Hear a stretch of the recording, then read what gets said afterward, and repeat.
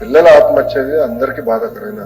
నేను విద్యాశాఖ మంత్రి అయిన తర్వాత ఒక ఇన్సిడెంట్ అవుతే సెక్రటరీ వాళ్ళతో కూర్చున్నప్పుడు కూడా ఒకటే చెప్పాను, సొంత పిల్లలకి మన సొంత బిడ్డ ఇట్లా జరిగి ఉంటే మనం ఎట్లా రియాక్ట్ అవుతామో అలా రియాక్ట్ అవ్వాలి. ఇష్యూ హ్యుమానిటేరియన్ గ్రౌండ్ లో మనం ఆలోచించాలి అని చాలా స్పష్టంగా నేను చెప్తుంది.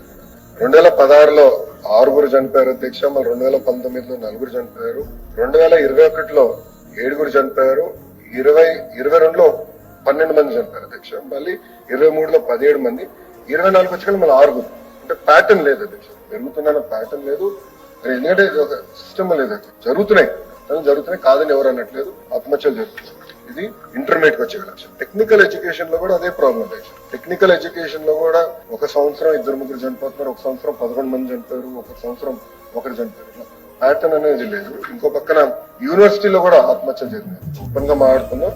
డేటా రిపోర్టింగ్ 2014 నుంచి ఉంది అధ్యక్ష. అప్పటి నుంచి చూస్తే 18 మంది, గత దశాబ్దంలో 18 మంది ఆత్మహత్య చేసుకోవడం జరిగింది.